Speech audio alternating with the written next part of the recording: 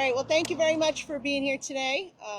It's great to be back on Staten Island after a crazy week in Washington.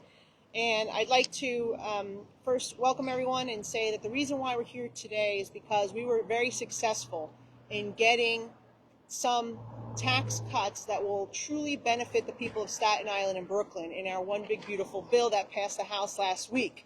And we're not here only to celebrate those wins, but we're also here to call on the United States Senate to make sure that these tax cuts are in their legislation. Now, one of the most important pieces of provisions, that was in the One Big Beautiful bill was one that increased the state and local tax deduction. That this truly benefits the people of Staten Island and Brooklyn, like the homeowners who are with us today, but anyone who pays income taxes to our state or our city or property taxes to the city will benefit from an increase in the state and local tax deduction. And as a member of the House Ways and Means Committee, which was responsible for drafting the tax provisions in the bill, I fought very hard to make sure that we obtained a number that would cover the vast majority of Staten Islanders. And this started when we came out of the Ways and Means Committee with a $30,000 deduction, and then it was further increased to $40,000, up from the $10,000 that it was up until now. Now, why is this important? Well, we all know that the cost of living continues to increase in our community, that the Democrats at City Hall, and I'm going to have to say it, I don't mean to be partisan, but those are the only ones that actually vote to increase the property tax levy year after year after year. They've really hammered the taxpayers in our city. And likewise, in Albany, those who are in control, the Democrats, have also allowed the income tax to continue to hurt people. They could easily have cut the income tax rate like the President Trump did in 2017 with the original Tax Cuts and Jobs Act. But they chose not to. And instead, they keep taking more and more money from the people to pay for bloated bureaucracy and wasteful spending. So here we are in a situation where we need state and local tax relief. Yes, it is because of our governor and our mayor and the politicians that keep taking more money, but we're doing what we can on the federal level to provide relief. Now, I'm here joined by two council members who I know year after year, and Frank, as a new member, will vote against increasing that property tax levy. And I'm very proud of them for standing up for Staten Island and doing that. But this provision will really mean a lot for the people of Staten Island. It could save the average family on Staten Island thousands of dollars a year. This provision alone, the state and local tax deduction. And what it says is you can deduct, again, income tax and property tax. You can take that amount that you pay to the city and state, and you can deduct that so it reflects in your adjusted gross income, and therefore you're paying less in taxes to the federal government. And we put in a safeguard in there because our focus has always been the middle class, the people that live on Staten Island, our teachers, our firefighters, our police officers, our nurses, true working class people. So we capped this and said only families of under $500,000 in income will qualify for this deduction. So when some people are saying that we're fighting for the billionaires, it's simply not true. Which is simply not true. We focus this specifically on the middle class. And I want to just point out another provision because there's been a few of them. But I think another one that really adds to this for our senior citizens is a bonus deduction for the seniors who live in our community. And again, they're finding it so hard to stay in their homes. So that state and local tax deduction will help them stay in their homes. They'll be able to deduct their property taxes. But in addition to that, they'll get a bonus deduction of $4,000 for an individual if they're a senior with an income of less than $75,000, which so many of our seniors are who are on Social Security, or $8,000 if you're a married couple with an income of less than $150,000. Now, that deduction phases out as income increases, right, to $175,000 individual and $350,000 for a married couple. But this literally covers almost every senior in our community. And the SALT deduction covers 98% of the families that we represent in New York's 11th district. So this is a huge win that can amount to thousands of dollars of savings for the people that we represent. And so I'm very proud of this provision. I'm very proud to have pushed it through. We got it out of the House. Now we have to get it past the Senate. And again, we're calling on the U.S. Senate to make sure that these provisions remain in the big, beautiful bill. You know, when it goes to the Senate, I get concerned. It won't be as beautiful when it comes out of the Senate process. But we have to fight to keep as many of these provisions in there as possible. And so with that, I'd like to call up my colleague in the New York City Council. As I said, proud of David Carr for being a councilman who doesn't go along with the crew at City Hall. He actually fights for the homeowners he represents here on Staten Island, and he's proven that by voting against increasing the property tax levy. Year after year, when City Hall is seeking more money from the taxpayers, David has said no. And so, David, please come up and say a few words. Thank you, Congresswoman Malliotakis. I really want to thank you for your leadership. I think we as a community here in Staten Island and Brooklyn, like the Congresswoman, I have a bi-borough district, to have a member who is in a position of leadership in being on the Ways and Means Committee. She's in a position to lead on issues when it concerns taxes and the affordability of our homes. And we're seeing the benefits of that now with, I'll call it the big, beautiful tax cut with the restoration of SALT to more and more homeowners here in Staten Island and Brooklyn and across the city. The reality is that our property tax bills always seem to go up year after year after year. And that's why with the Republican delegation, we have historically always opposed the tax class share resolutions that are adopted at the time the city adopts the budget, because too much of that burden is passed on to property owners, and particularly property owners in 1, 2, and 3 family homes. You look across Staten Island and Southwest Brooklyn, that's what you have. Homeowners living in 1, 2, and 3 family homes. And so we want to make sure that as the cost of living continues to rise, that we're able to help homeowners keep a little bit more money in their pockets. And that's what this SALT deduction restoration is going to be doing. It's going to allow folks to better afford the homes they already have. And maybe for some of our aspiring homeowners who are looking to put down that down payment, get a mortgage, it's going to be a little bit easier knowing that that property tax bill is going to be deducted on their federal income taxes, that their New York City income tax is going to be able to be deducted on their federal income taxes. That's a huge benefit when so many are just looking down the road across the Goethals, across the Outer Bridge to New Jersey, and considering leaving the home that they really want to stay in because it has become so unaffordable. So this is a huge step forward.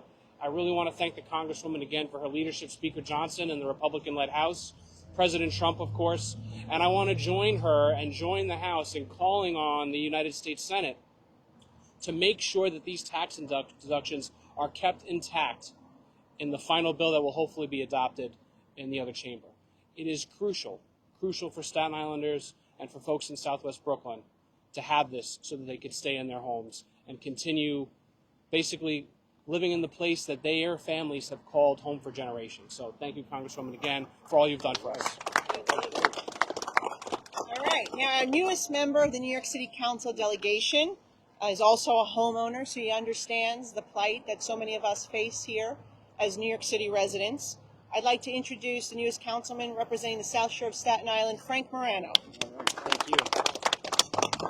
Well, it is a big, beautiful day, and it's easy to see why. As you heard from Councilmember Carr and Congresswoman Malliotakis, this is a huge day. By no means is it the end. It's not even the beginning of the end. It's the end of the beginning. But what we're seeing here is an incredible win for middle-class taxpayers in Staten Island, in New York, and quite frankly, across the country. And I really want to thank two people who've delivered something incredibly rare in politics, real results. First of all, Congresswoman Malliotakis, a tireless, principled, passionate voice for the people of Staten Island and Brooklyn. She doesn't just talk about helping the middle class, she actually does it. And this bill, this moment, is a testament to her relentless advocacy. But what it is also is a testament to what a skilled political operator she is and a skilled legislator, because It's difficult enough to get a bill passed by the House of Representatives under any circumstances.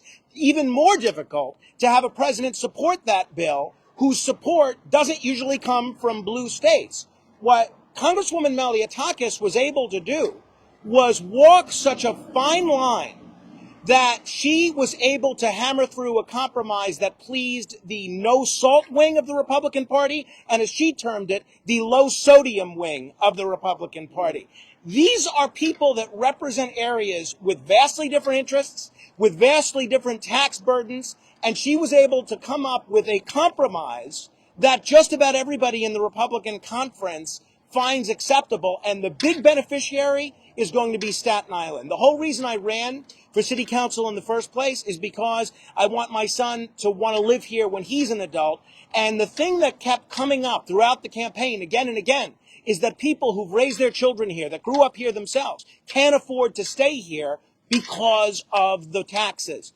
This is a huge win in allowing Staten Islanders to stay on Staten Island. As far as this tax burden goes, this state and local tax issue is real. My mother is a modest middle-income homeowner. She pays more on her house in Woodrow than people in taxes than people with a $1.9 million brownstone in Park Slope, Brooklyn. Why should these people be double victimized by the federal tax code just as they are by the tax code in New York State and New York City? The last thing I'll mention is that people in Albany and City Hall should not think of this as license to keep raising New Yorkers' taxes. The whole rationale behind limiting the SALT deduction to begin with is that blue states like New York have far too high of a tax burden, and taxpayers in the rest of the country are fed up with subsidizing our taxes. Governor Hochul and the state legislature should not be saying, whew, we can keep raising taxes now. No! This is only making it possible for people to have a fighting chance in affording to live here. And shame on Senator Schumer and anybody in the U.S. Senate that's guaranteeing a no vote on this big, beautiful bill. Because as far as I'm concerned, if you're opposing this legislation, you're opposing the best interests of outer borough and middle-class taxpayers in places like Staten Island. Thank you again, Congresswoman Malliotakis. All right. I want to thank our hosts, Fran and Frank Reale, who own Safari Realty, and they understand what a high property tax burden means and how difficult it is to keep people here on Staten Island because they're in the real estate business. And so, Fran and Frank, would you like to say a word? I'm going to come down. Hold on to you. Hello, everybody, and thank you for being here today. Nicole Malliotakis, when she spoke about low sodium, growing up here on Staten Island, all I ever heard was keep the salt off the table. Now I'm saying keep the salt on the table. It's in the best interest of the Staten Island consumer. It's in the best interest of everyone. When you're looking at it from a real estate point of view, I've seen how the SALT deduction has hurt both homeowners and the housing market for years. High federal taxes, property taxes, have discouraged families from buying and make it harder for current homeowners to stay in their own home communities. It created a real financial strain and slowed down activity across the market. I want everyone to understand what a great woman Congresswoman Malliotakis is. She understands the challenges, she understands what we face, and her leadership on this issue is bar none. Is a critical step toward homeownership for the realtors, for our consumers, and the stability of our neighborhood. And I can only thank Nicole for everything that she does to fight for us individually as a wonderful Staten Island community. Thank you. Thank you. And here's Frank. All right, Frank. You would think, Frank Reale here, you would think that after being married 56 years, I would know to go first. This way I'd have something to say once you finish. But again, this is why Congresswoman Nicole Malliotakis' work was so important. Getting a increase in the SALT deduction is paramount to the consumers in the New York City, New York State area, especially Staten Island. Being able to make it more affordable, making people a little bit more comfortable to be able to look forward as each year comes on to making the right decisions for themselves.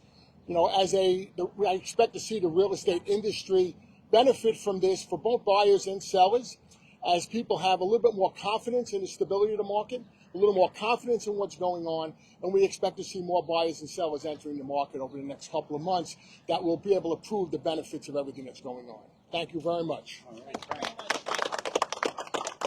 James Napolitano, are you going to say a few words here? Jamie. Where's Jamie? I thought you were Jamie. Oh, you're Jamie. Okay, I thought you were James. Go ahead. Hi, everyone. As a homeowner, I know how difficult it is for middle class families. We work hard, yet we're hit with the biggest taxes, the highest taxes in the nation, making it even harder for us to get ahead.